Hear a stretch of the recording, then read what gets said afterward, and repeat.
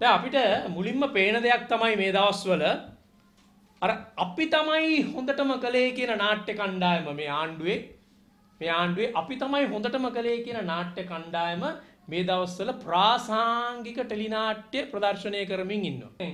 අපිට අහන්න තියෙන එක දෙයක් තමයි දැන් තව කවුද මේ නිරූපණ ශිල්පීන්ට මෝස්තර ශිල්පීන්ට ඇඳුම් ආයිත්තන් සහ මේකප් අරන් යන්න නියමිත. මේ කැබිනට් මණ්ඩලේ අපි බලාගෙන ඉන්නේ තව කවුද පොලිමේ ඉන්නේ කියලා මේ නිරූපණ ශිල්පීන්ට මෝස්තර ශිල්පීන්ට මේ පිම්පියන්ට මේ පොලොස් කොට්ටෝරුවන්ට ඇඳුම් ආයිත්තම් මේකප් අරගෙන යන්නේ බණ්ඩාරවැල කවුද කියලා තමයි අපි බලාගෙන ඉන්නේ. ඇත්තටම කියන්න කනගාටුයි ලංකාවේ නීතිය හා සාමය භාර අමාත්‍යාංශය ජනතාවගේ ආරක්ෂාව නීතිය හා සාමය භාර අමාත්‍යාංශය අන්තිමේදී මේ නළු නිලියන්ගේ මේ මෝස්තර නිරූපණ ශිල්පීන්ගේ මේ පිම්පියන්ගේ මේ පොලොස් කොට්ටෝරුවන්ට ඇඳුම් හන්දන ඇඳුම් හොයාගෙන යන ඇඳුම් ගෙනියන මේකප් ගෙනියන අමාත්‍යංශයක් බවට පත් වුණානේ. මේ නිලියන්ට ඇඳුම් අන්දන අමාත්‍යංශයක් තැනට පත් වුණානේ මේ නීතිය හා සාමය භාර අමාත්‍යංශය. මේ මාධ්‍යවල පළවෙන විදියට මේ කියන මේ අමාත්‍යවරයා මේ ප්‍රධානියා මේ දේශපාලන ප්‍රධානියා මෙයානේ මේ කිව්වේ අපි දැක්කේ ඉඳගෙන මේ යුද්ධය අවසන් කරපු පස් දෙනෙක් කෙනෙක්යි මම යුද්ධය අවසන් කරපු පස් දෙනෙක් කෙනෙක් වන මම කියලානේ කිව්වේ. යුද්ධය අවසන් කරපු පහෙන් එකකි මම කිව්වා. අනේ යුද්ධය අවසන් කරපු පහෙන් එකක් වන මේ මිනිස්සයා අන්තිමේදී මේ නළු නිලියන්ට මේ නිරූපණ ශිල්පීන්ට මේ මෝස්තර ශිල්පීන්ට මේ පිම්පියන්ට ඇඳුම් අන්දන්න යන ඇඳුම් හොයලා දෙන ඒක ඒ නිසා වාහන නතර කරන බස් නතර කරන මේ අමාත්‍යාංශයේ ප්‍රධානියා මේ ඇමතිවරයා අන්තිමේදී ට්‍රැෆික් සාජන් කෙනෙක් තැනටපත් වුණානේ. ඇමතිවරයා අන්තිමේදී ට්‍රැෆික් සාජන් කෙනෙක් වුණා. බස් නතර කරනවලු. දැන් මේ මාධ්‍යවල යන්නේ එහෙමනේ. මේ මොන මාධ්‍යද මේ ආණ්ඩුවටම උපකාර කරන මාධ්‍යවල පළවෙන විදියට ඒ සමාජ මාධ්‍යවල පළවන විදියට අඳුන් ගෙනත් දෙනකන් ඉන්න කිව්වලු. ඊට පස්සේ බස් එක හරවන්න කිව්වලු. ඊට පස්සේ අපි දැක්ක මාධ්‍ය නිවේදන නිකුත් කරා නෑ මම අපි එහෙම කිව්වේ නෑ. අපි මානුෂිකව සලකා බලලා පුදුම මනුස්සකමන්නේ. මේ නිරූපණ ශිල්පීන්ට මේ මෝස්තන ශිල්පීන්ට ඒගොල්ලන්ට ඇඳුම් නැහැ කිව්වහම ඒගොල්ලන්ට නිරෝධායන යනකොට අපිට ඇඳුම් නැහැ අපිට මේකප් නැහැ කිව්වහම පාණ්ඩු කම්බල සෛලාසනේ මුණු වෙලා මුළු පපු කැවුත්තම උණු වෙලානේ මේගොල්ලන්ට. මේ සාමාන්‍ය මිනිස්සු දැක්කහම එහෙම උණු වෙන්නේ නැහනේ. අර බඩු ටික ගන්න යන මිනිස්සු අපි දැක්කනේ අර බඩු ටික ගන්න අර කාන්තාව අර වයසක මිනිස්සු ගිහිල්ලා කඩෙන් බඩු ටික ගත්තාම මේ මිනිස්සුම ගිහලා නිරෝධායනයට දානවා. හදිස්සියෙවත් මාස්ක් එකක් නැතුව පාරායින් හිටියොත් මේ මිනිස්සු කුණුමාළු ගෙනහිල්ලා දානවා වගේ බස් වල දාගෙන පටවගෙන යනවා. අර බඩු ටිකක් හොයාගෙන ගිය මිනිහෙකුට කනේ පාරක් ගහලා මහමග මැරිලා ඇදගෙන වැටුණා. පාරේ වැටිලා මැරුණා. මෙව්වා ගැන කතා කරන්නේ මෙව්වා ගැන පපුව උණු වෙන්නේ නැහැ. මේ සාමාන්‍ය මිනිස්සු ගැන උණු නොවන පපු කැවුතු අන්තිමේදී මේ නිරූපණ ශිල්පීන් දැක්කම නිරූපණ ශිල්පීන්ගේ කෝල් එකට මේ මෝස්තර ශිල්පීන්ගේ කෝල් එකට බස් හරවනවලු නෑ ඉතින් කියනවා අපි බස් ඇරෙව්වේ නෑ බස් එක නවත්තන් ඉන්න කිව්වා මේ ඇඳුම් ගේනකම් මේක මේ මානසික වැඩක් පුදුම වැඩක් නේ දැන් මේගොල්ලෝ තමයි මේ අපිට කියන්නේ මේ යුද්ධය අවසන් කරපු 5 දෙනාගෙන් කෙනෙක්යි මම යුද්ධය අවසන් කරපු පහෙන් එකෙක්යි මම කියලා මෙයයි කියන්නේ දැන් අපිට හිතා ගන්න පුළුවන් යුද්ධ කරලා තියෙන විදිය අපි ප්‍රභාකරන් එක්ක කරන්නේ මේ යුද්ධ කරලා තියෙන්නේ අපිට වෙනවා මේගොල්ලෝ කරලා තියෙන යුද්ධය මොකක්ද කියන එක මේකෙන් පැහැදිලි ඒක හැබැයි ප්‍රභාකරන් එක්ක නෙමෙයි යුද්ධ කළේ කියලා නම් බොහොම පැහැදිලි දැන් මේ වැඩේ තියෙන දැන් අපිට පේනවා දැන් මේක නිකන් හරියට වෙඩි බෙහෙත් ගබඩාවක් පත්තු කළා වගේ වෙඩි බෙහෙත් ගබඩාවක් පත්තු කළා වගේ හතර අතේ පත්තු වී යනවා දැන් මේකට කලින් දැන් මේ මාධ්‍යවලම පළවෙන විදියට දැන් මයි මාසේ අග වෙන විට මේ කියන ප්‍රධාන පෙළේ මේ ඇමතිවරයාට මේ යුද්ධය අවසන් කරපු 5 දෙනාගෙන් එක්කෙනෙක් කියන මේ අමාත්‍යවරයාගේ පුතාගේ විවාහ උත්සවය මේ මේ හෝටලේ මේ තරුපහේ හෝටලේ මේ සංග්‍රිල්ලා එකේ පැවැත්වුවයි කියන තමයි මේ මාධ්‍යවල පළ වෙන්නේ.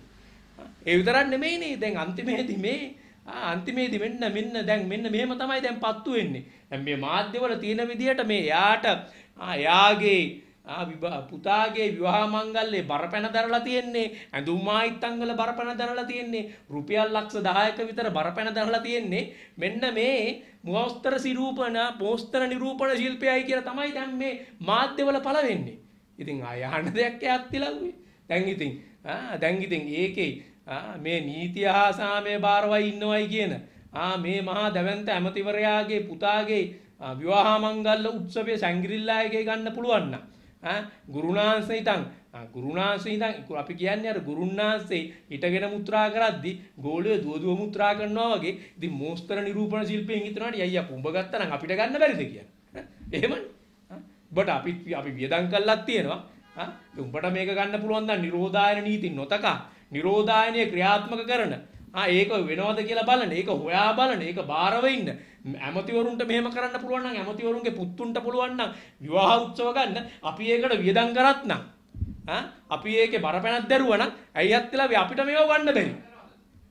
අයියෝ දැන් ඇයි අපිට මේව ගන්න බැරි? දැන් අන්තිමේදී ඒකනේ වෙලා තියෙන්නේ. දැන් අන්තිමේදී වෙලා තියෙන්නේ නම් මේක වෙලා තියෙන්නේ ඕකයි. අන්තිමේදී මේ හැම තැනම ගිහිල්ලා ඉතින් දැන් මේක මේ විදියට ගිහිල්ලා අන්තිමේදී මේ හතර අතේ මේක වපුරලා දැන් ඊට පස්සේ ඉතින් Tamanට ඉතින් සැලකුවාට පස්සේ Tamanට වියදම් කරාට පස්සේ Tamanගේ දරුවන්ට වියදම් කරාට පස්සේ ඇඳුම් අරන් යන්නේ නැතුව මොකක් කරන්නද? Tamanට වියදම් කරාට පස්සේ ඇඳුම් අරන් යන්නේ නැතුව මොකක් කරන්නද? Tamanට සල්ලි වියදම් කරාට පස්සේ තමන්ගේ දරුවන්ගේ ඇඳුම් ආයිත්තම් වලට වියදම් කරාට පස්සේ නිරෝධායනට යනකොට ඉතින් ඇඳුම් අරගෙන යන්න ඕනේ, මේකප් සෙට් අරගෙන යන්න ඕනේ. බස් නතර කරන්න ඕනේ. ඇමතිලා නිකන් අන්තිමේදී නිකන් ට්‍රැෆික් සාජන්ලගේ තත්ත්වයටපත් වෙන්න ඕනේ. දැන් මේකනේ වෙලා තියෙන්නේ. දැන් අපි කියන්නේ මේ ආණ්ඩුව පාඩමක් ඉගෙන ගන්නවා නම් ඉගෙන ගන්නේ නළු නිලියන්ගෙන්. මේ ආණ්ඩුවට පාඩමක් උගන්වන්නේ ඔය නළු නිලියෝ, ඔය මොස්තර නිරූපණ ශිල්පී, ඔය පිම්පි පොලොස් කොට්ටෝරු උන්ගෙන් තමයි මේ ආණ්ඩුව පාඩමක් ඉගෙන ගන්නෙ. අර අපි කියනවනේ හැම එකාටම කොට ගිහිල්ලා අපි කියන්නේ කොට ගිහිල්ලා ඉතින් කෙහෙල් ගහට කොට පුදාට තමයි හොට පැටලෙන්නේ. දැන් ඉතින් අහගනින්නකෝ මේවා ටික ඔක්කොම. අපිට තියෙන ප්‍රශ්නේ මේ ඔක්කොම කරන්නේ මේ ආණ්ඩුව දැන් අපිට පේන්නේ ආතල් එක්ක කොරෝනා පතුරවනවා. මේ ආණ්ඩුව ආතල් සමග කොරෝනා පතුරවමින් ඉන්නේ. මේ ආණ්ඩුවේ ඉන්න දේශපාලන ප්‍රභූන් ඒ දේශපාලන ප්‍රභූන්ගේ අන්තේවාසිකයෝ මේගොල්ලෝ නීති දැන් අපිට පේනවනේ නීතිය කොහමද කිව්වේ එක රටක් එක නීතියක් කියලා. හැබැයි අපි දිගින් දිගටම කිව්වා මේ ආණ්ඩුව යටතේ එක රටක්. හැබැයි නීති දෙකක් තියෙන්නේ. දේශපාලන ප්‍රභූන්ට සහ අන්තේවාසිකයන්ට එක නීතියක්. මේ රටේ අසරණ ජනතාවට, මේ රටේ සාමාන්‍ය පුරවැසියාට තව නීතියක්. අපි ඒක තමයි දැක්කේ. නිරෝධායන නීති කොහොමද නැවුනේ? ළඟ නවල කොහොමද නීති කඩ කරලා කොහොමද මේ දේශපාලන ප්‍රභූන්ගේ අන්තේවාසිකයෝ මේ නිරෝධායන නීති කඩ කරමින් කටයුතු කරන ආකාරය. ඒතර ඒක තමයි මේ අත් වෙලා තියෙන ඉරණම. අපිට පේන්නේ ඒක. ඒ නිසා අපි බලාගෙන ඉන්නේ මොනවද දැන් ගන්න ක්‍රියාමාර්ග? දැන් පුළුවන්ද? දැන් මේ විදිහට නීතිය හා සාමය බාර අමාත්‍යාංශය පොලිසියට පුළුවන් ද සාමාන්‍ය මිනිස්සුන්ට ඇඟිල්ල දික් කරන්න? මාස්ක් එකක් දාන් ඉන්න නැති මිනිස්සු, මාස්ක් එකක් දාන් ඉන්න තෝ පාරේ අයින් ඉන්න මිනිස්සු, බඩු ටිකක් ගන්න යන මිනිස්සු, බෙහෙත් ටික ගන්න යන මිනිස්සු, කෑම ටික හොයන්න යන මිනිස්සු, ඒ මිනිස්සුව කුදලගෙන යනවා නම් දැන් මේ අමුවේ දේශපාලන ප්‍රභූන් නීති කඩලා මේ මාධ්‍ය කියන විදිහට සංග්‍රිල්ලා එකේ වගේ මේ මහා හෝටල් වල Tamanගේ සාද පවත්වනවා නම් විවාහ උත්සව පවත්වනවා නම් මේවට විරුද්ධව ගන්න ක්‍රියාමාර්ග මොකද්ද? මේ ඇමතිවරු තවදුරටත් මේ අමාත්‍ය මණ්ඩලවල තියාගන්නවත් අපි යන්නේ නීතිය ක්‍රියාත්මක වෙනවා නම් සමට නීතිය ක්‍රියාත්මක වෙනවා නම් මේ අමාත්‍යවරුන්ට තවදුරටත් මේ ඇමතිකම් දැරීමේ හැකියාවක් තියෙනවද? ඒ අයට ඕනනම් කියන්න මේ ඇමතිකම් දාලා ගිහිලා නිලියන්ට ඇඳුම් අඳන්න. මේකප් සෙට් අරගෙන යන්නේ ඒගොල්ලන්ගේ වෙනම කාර්යයක්, ඒගොල්ලන්ගේ පුද්ගලික වැඩක්.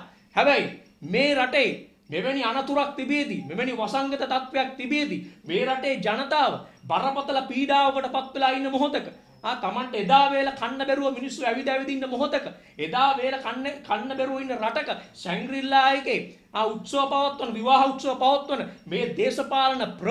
මේ දේශපාලන ප්‍රභූන් සහ ඔවුන්ගේ අන්තේවාසිකයෝ මේ කොරෝනා නීති කඩ කරමින් මේ කටයුතු කිරීමට එරෙහිව නීතිය ක්‍රියාත්මක විය යුතුයි. මේ අයන තවදුරටත් මේ රටේ ජනතාවගෙන් පඩි ගන්න තනතුරු දරන්න බෑ. ඒගොල්ලන් නළු නිලියන්ගේ මෝස්තර නිරූපණ ශිල්පීන්ගේ පඩි ගන්නවා නම් වෙනම දෙයක්. ඒගොල්ලන්ගෙන් දේවල් ගැනීම වෙනම දෙයක්.